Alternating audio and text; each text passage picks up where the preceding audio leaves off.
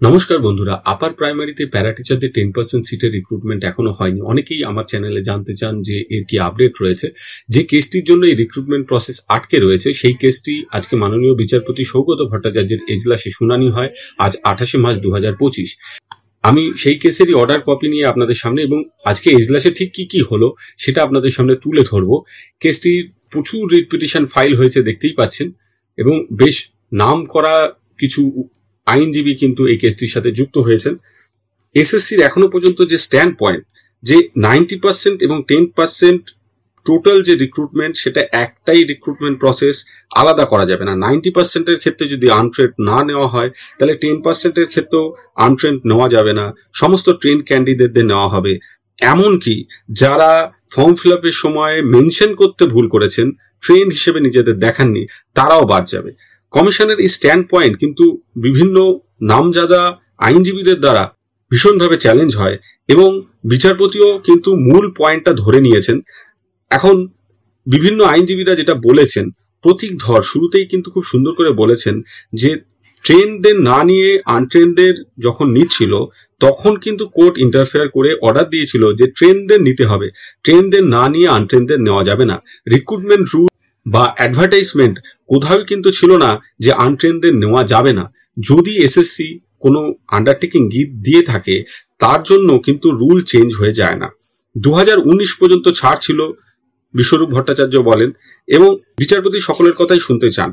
পিটিশনারদের পক্ষ থেকে যেটা জোরালোভাবে বলা হয়, অ্যাডভার্টাইজমেন্ট নোটিশ যেটা 23 সেপ্টেম্বর 2016-তে হয়েছিল সেখানে কিন্তু বোথ ট্রেন্ড এবং আনট্রেনদের নেওয়া হবে এটা বলা হয়। 90%-এর যখন শুনানি হয় তখন কিন্তু পিটিদের শুনানি হয়নি, এই 10%-এর কোনো শুনানি হয়নি। পার্শ্ব শিক্ষক বা প্যারা টিচাররা সেখানে কিন্তু রিপ্রেজেন্ট করেনি, তাই দুটোকে মিক্সড করলে হবে না। বিচারকও জানতে চান অ্যাডভার্টাইজমেন্টে যদি বোথ ট্রেন্ড এবং আনট্রেনদের নেওয়া হবে বলা হয়ে থাকে এবং তাহলে অনলাইন অ্যাপ্লিকেশনে যদি কেউ না মেনশন করে থাকে ট্রেনিং কোয়ালিফিকেশনটা, তাহলে সমস্যা কি আছে? তখন এসএসসির আইনজীবী বলেন যে 2016-তে আমরা একটা রিল্যাক্সেশন পিরিয়ডে ছিলাম, 2019-এ যেটা শেষ হয়ে গেছে, তাই আমরা রিক্রুটমেন্ট করতে পারবো না। তখন বিচারক জানতে চান 2019-এর আগে যে নোটিফিকেশন হয়েছে তাতে কি করে এর প্রভাব পড়ে? এটা তো একটা অনগোয়িং প্রসেস ছিল। আমি এই পয়েন্টের উপরেই শুনতে চাইছি, জাস্টিস ভট্টাচার্য অর্থাৎ মৌসুমী ভট্টাচার্য কি এমন কোনো ডিরেকশন দিয়েছিলেন?